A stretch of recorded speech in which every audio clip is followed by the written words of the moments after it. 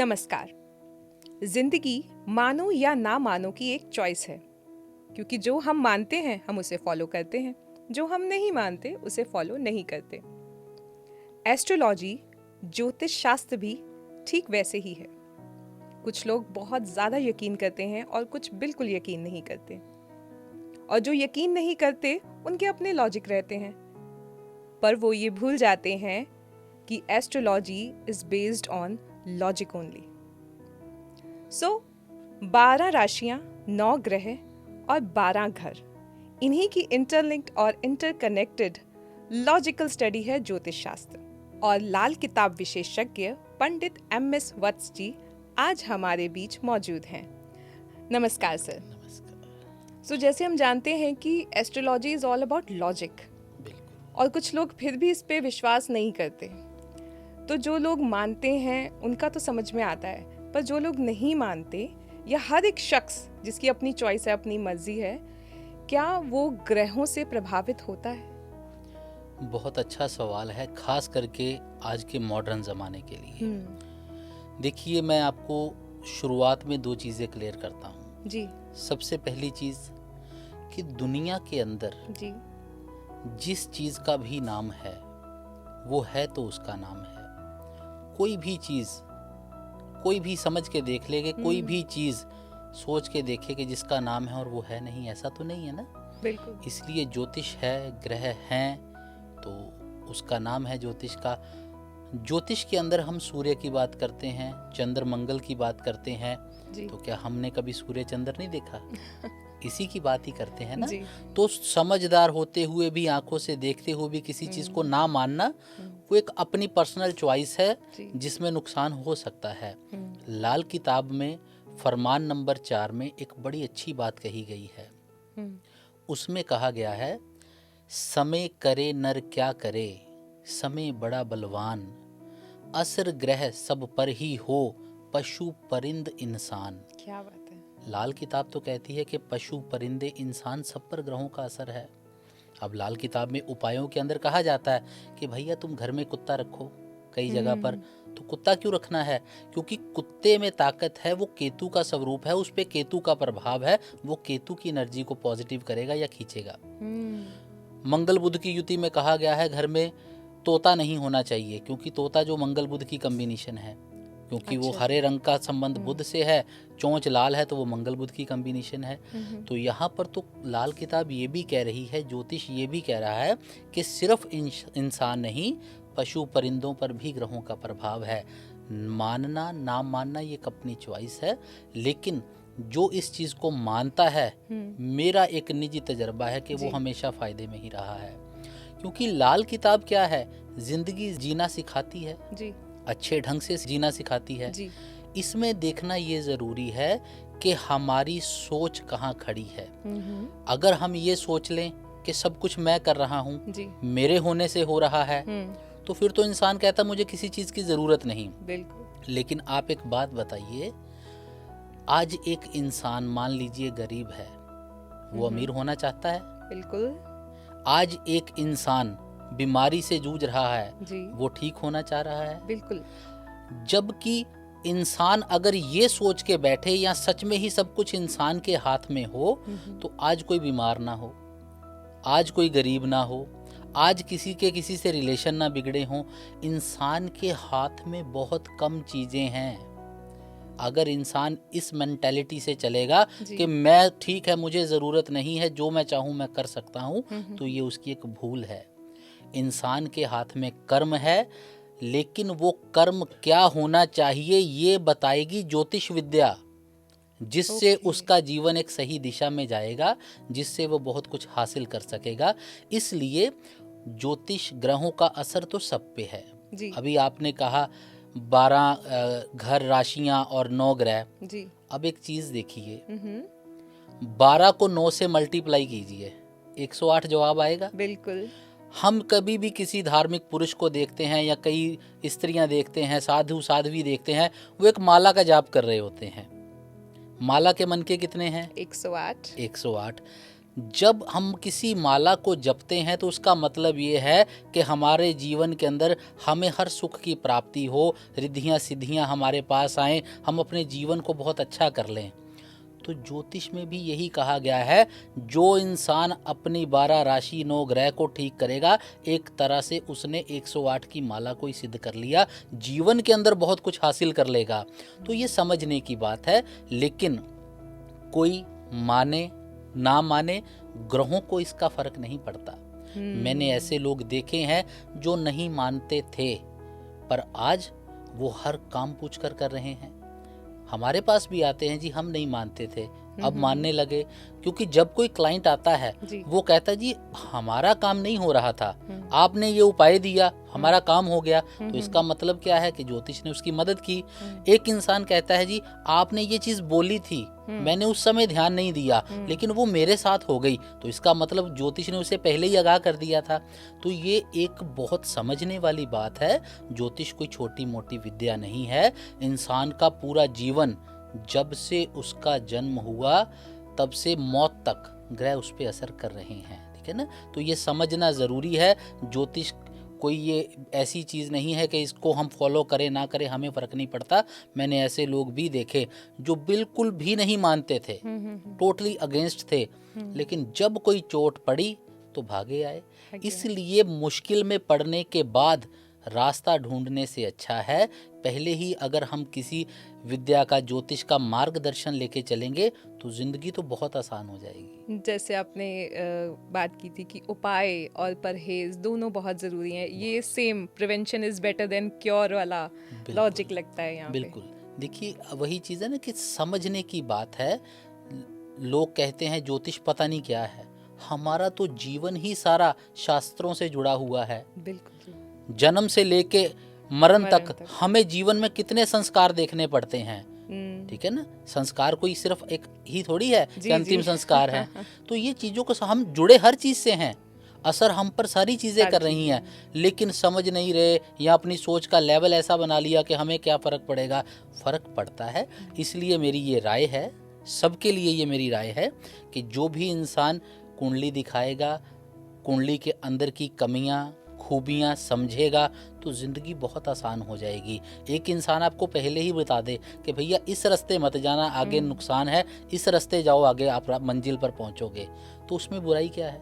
बिल्कुल। अगर आप वहां जा कर के फिर वापस आओगे, शायद इधर जाने का समय भी ना बचे, तो फायदा क्या?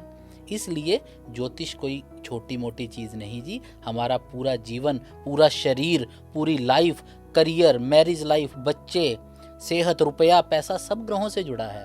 तो इसको अगर हम मान के चलते हैं, साथ लेके चलते हैं, जीवन बहुत आसान हो जाएगा। तो ये बात तो आपने बहुत अच्छी की कि क्योंकि ये ग्रह हर किसी को, कोई माने या ना माने, सब पे असर करते हैं। तो पूरी जिंदगी का जो सफर है, क्योंकि इतने संस्कार जो हैं जन्म से लेके मरण तक, इन सब में अगर ज्योतिष प्रेजेंट है तो वो एक तरह का रोड मैप हो गया हमारी जिंदगी का। बिल्कुल बिल्कुल बिल्कुल सही बात है। देखो ना, ऐसे लोग भी हैं, कई कहते हैं भगवान नहीं है जी। आज तो जमाने की सोच यहाँ आ गई, लेकिन इसके तो बड़े एग्जाम्पल हैं। भगवान नहीं है तो ये सृष्टि कैसे चल रही है? इतने इतने बड़े ग्रह हवा में कैसे घूम रहे हैं? ठीक है ना जी। आज आप एक गाड़ी में सफर कर रहे हो, गाड़ी की स्पीड 100 किलोमीटर की है प्रति घंटा रफ्तार है, हल्का सा ब्रेक पे पैर आ जाए तो आप अगली सीट पे जाके लग जाओगे, है ना? मतलब कि बिल्कुल। और जो हमारी पृथ्वी है 1600 किलोमीटर की रफ्तार से दौड़ रही है, तो उसको किसने बैलेंस किया हुआ है? भगवान है। इंसान के बस में, मैंने अभी बताया ना कि इंसान के बस में कुछ ज़्यादा चीज़ें नहीं है। इंसान चाहे जितना मर्जी अपने को ज्ञानी बड़ा समझ ले, मालिक ने अपने हाथ में सब कुछ रखा है। अगर हम मालिक की बनाई हुई चीज़ों से जुड़े रहेंगे तो बहुत अच्छे रहेंगे। चाहे वो अध्यात्म है, चाहे वो ज्योतिष है, इंसान का फ़ायदा ही होगा। अब जितनी मर्जी साइंस आगे चली गई है, किसी ने आज तक एक बूंद खून बना के दिखाई है? कभी बना है? तो बनाने वाला कौन है? मालिक है। बनाने वाली ये कुदरत है। कुदरत की ही बात है। ग्रह भी कुदरत से जुड़े हैं, तो जो इसको फॉलो करेगा, इसके साथ चलेगा, जिंदगी में नुकसान नहीं उठाएगा, हमेशा फायदा होगा। तो जैसे ज्योतिष शास्त्र ग्रहों और राशियों और घरों की पढ़ाई है, तो नॉर्मल लाइफ में जो बच्चे हम स्कूलों में भेजते हैं, हम देखते हैं अमूमन कि कुछ बच्चे बहुत पढ़ाई में तेज़ होते हैं, कुछ जितना मर्जी उनके ऊपर आप वर्क कर लीजिए, जितना मर्जी आप उन्हें कह दीजिए, बच्चों का पढ़ाई में मन नहीं लगता। तो क्या बच्चों की पढ़ाई के जो समाधान है वो भी ज्योतिष में मिल जाएंगे? बिल्कुल बिल्कुल। देखिए, मैंने अभी आपको बताया, जन्म से मृत्यु तक ग्रहों का असर सब पर है जी। पढ़ाई की बात करें, पढ़ाई हर इंसान की ज़िंदगी में ज़रूरी है, लेकिन उसमें काबिल होना भी ज़रूरी है। मकसद यही नहीं है कि स्कूल जाना है, मकसद है वहाँ से अच्छी तालीम लेनी है, ज़िंदगी में कामयाब होना है। और अक्सर वाकई आम देखा जाता है कि कई उसमें परफेक्ट हो जाते हैं, कई नुकसान उठाते हैं, कामयाब नहीं हो पाते हैं। पढ़ाई के अंदर देखने वाली कुछ चीज़ें जो मैं अपने व्यूवर्स को बता देता हूँ कि सबसे पहली चीज़, कुंडली का 5वां घर जो विद्या का खाना है। कुंडली का 5वां घर जब भी डिस्टर्ब होगा, खास करके वहाँ पर शुक्र आ जाए, राहु आ जाए, तो यहाँ पर ये पढ़ाई के अंदर रुकावटें देता है जी। कुंडली के अंदर केतु नीच हो जाए, मंगल केतु इकट्ठे हो जाएं, तो भी पढ़ाई में बच्चा कमज़ोर हो जाता है। तीसरी चीज़ ये है कि कुंडली के 5वें घर के 2 मालिक हैं, बृहस्पति और सूर्य। अगर ये भी कुंडली में खराब हो जाए तो भी बच्चे का पढ़ाई के अंदर कहीं ना कहीं ऐसे योग बनते हैं कि उसको जितना उसने मेहनत की उसका फल ना मिल पाए। इसमें ये सारी चीज़ें देखनी बहुत ज़रूरी होती है। और सबसे जो एक बेसिक चीज़ जो सबके काम आने वाली बात है जी। अगर इस चीज़ को थोड़ा आसान कर दें, पढ़ाई में कामयाब होना है तो 3 चीज़ों को सबसे पहले देखो जी। बुध ग्रह। बुध क्या है? बुध हमारा दिमाग है, बुध हमारी अक्ल है, बुध किसी भी चीज़ को याद रखने की ताकत है, बुध किसी चीज़ को पढ़ के याद करके किसी दूसरी जगह लिख देना जिसे एग्ज़ाम कहते हैं, जी, जी। बुध की ताकत है। दूसरी चीज़ बृहस्पति, सूझबूझ बृहस्पति देता है, समझदार वो बनाता है, पढ़ाई में इंटरेस्ट वो देता है। और तीसरी चीज़ चंद्रमा, जो हमारी कंसंट्रेशन बनाता है, हमारे मन का कारक है। हम कोई काम परफेक्ट तभी कर पाएंगे जब हमारा मन उसमें लगेगा। तो जब चंद्रमा अच्छा होगा, मन लगेगा, बृहस्पति अच्छा होगा, हम विद्या के मामले में बहुत ज़्यादा सीरियस रहेंगे कि उसको हम ऐसे नहीं सोचेंगे कि ठीक है देखा जाएगा। इंसान बहुत सिंसियर होकर पढ़ाई के मामले में रहता है। और जब इंसान का बुद्ध भी अच्छा हो जाता है तो वो पूरी तरह उस चीज़ को अपने दिमाग में उसकी छाप उतारता है। और चाहे कभी उससे ज़बानी पूछो, चाहे उसको बोलो बेटा लिख के दिखाओ, जो पढ़ा है वो मिनट में उतार देगा या बता देगा।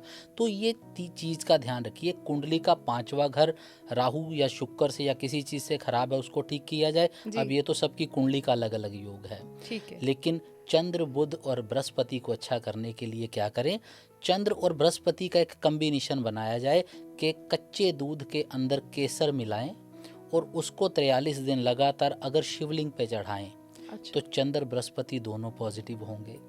बुध के लिए क्या किया जाए कि सबसे पहले ऐसा इंसान अपनी बहन के पैर छुए, बहन का आशीर्वाद ले, बुआ का आशीर्वाद ले, दुर्गा माता का पूजन करे।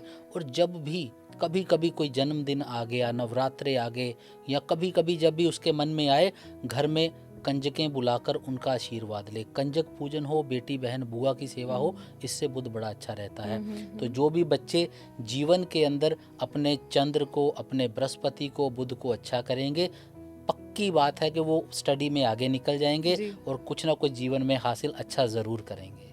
चलिए, तो बहुत अच्छी आपने टिप्स दिए पंडित जी। पर यहाँ से एक और प्रश्न उठता है कि अगर बच्चा पढ़ाई कर रहा है ना, पेरेंट्स उसकी पढ़ाई पे खर्चा कर रहे हैं और बच्चा काबिल भी है, पर विद्या का असली असर तब मालूम होता है समाज में जब वो काबिल भी हो और कामयाब भी हो।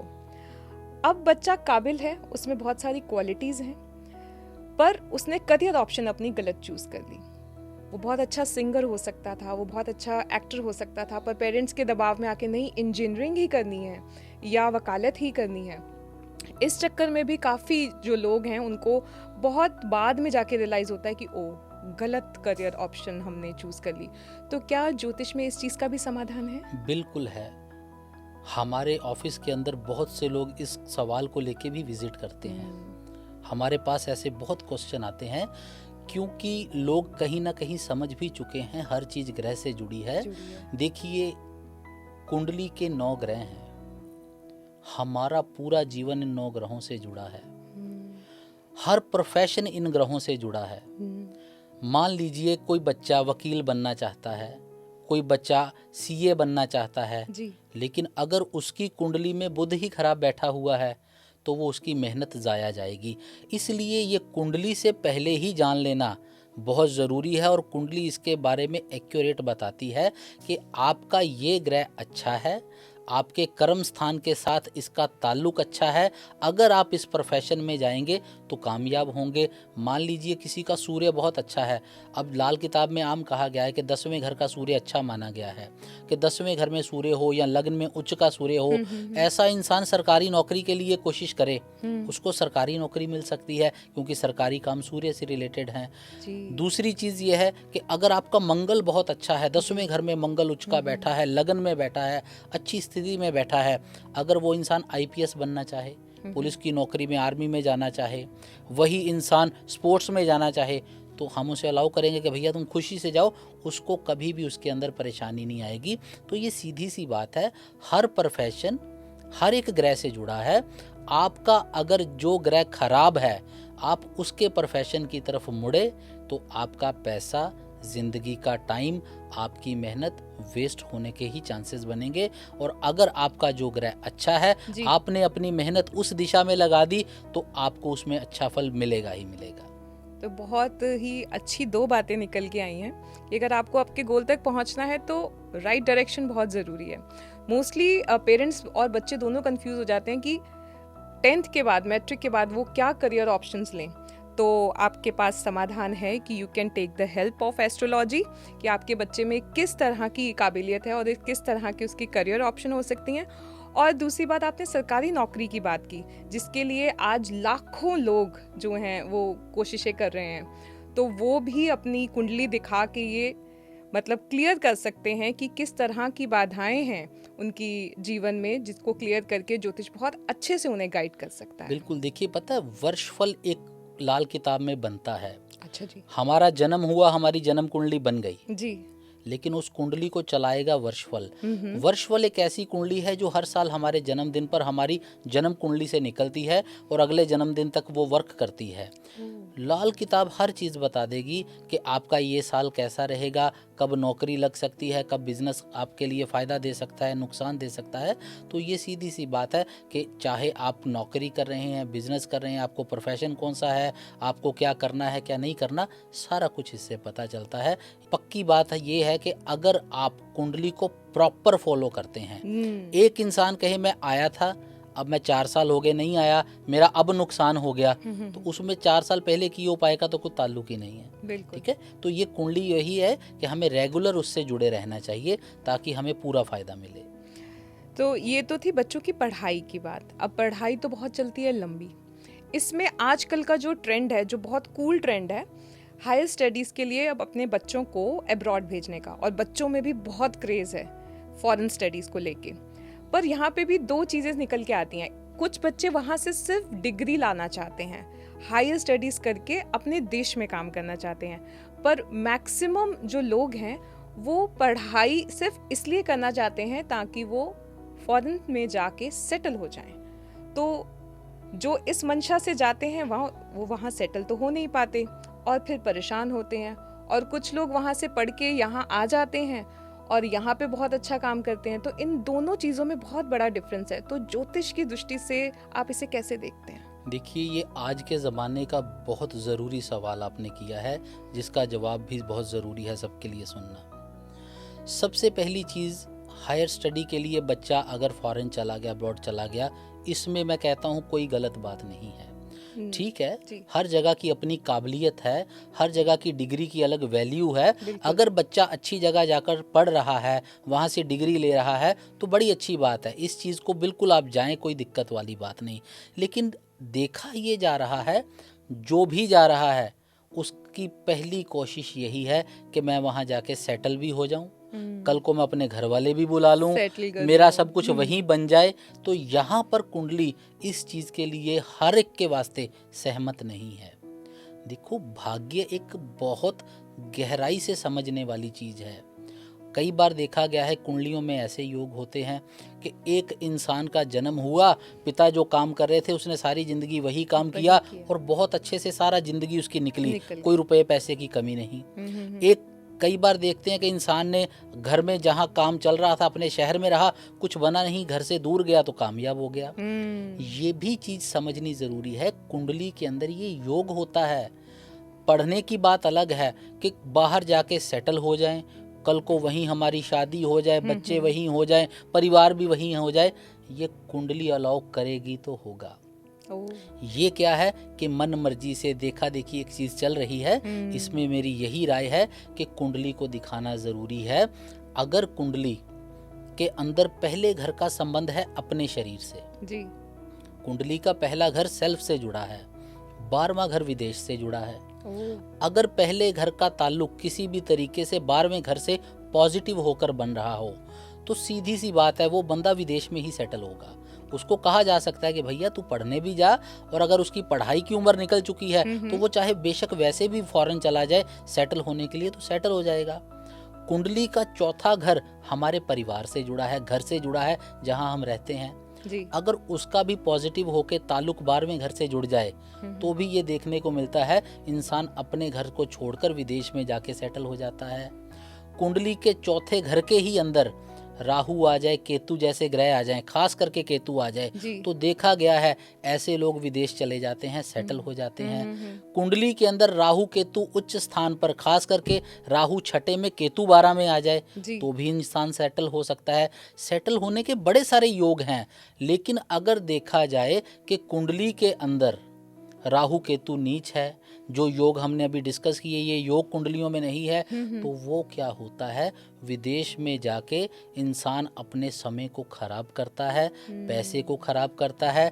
कई बच्चे तो यहाँ से कर्ज उठाकर भी जा रहे हैं और वो खुद के लिए, घर वालों के लिए परेशानी का भी कारण बन जाते हैं। तो इसमें ये समझना ज़रूरी है, कुंडली अलाउ करे तो जाना चाहिए।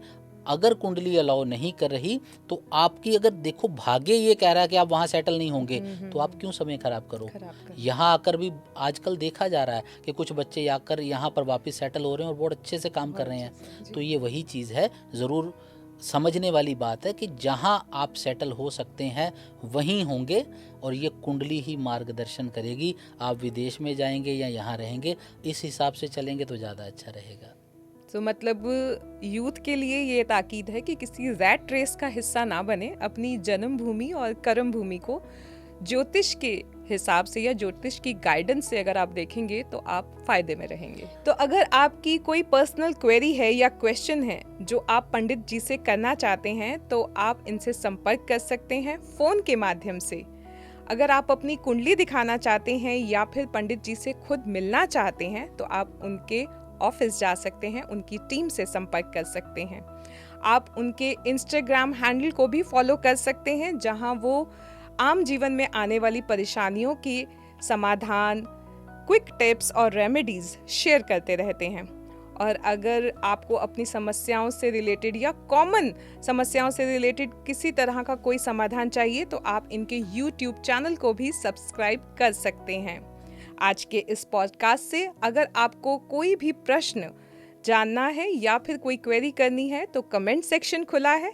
आपको आज का पॉडकास्ट कैसा लगा, आपके क्या प्रश्न हैं, अपने कॉन्टैक्ट नंबर के साथ आप पोस्ट कर सकते हैं। नमस्कार।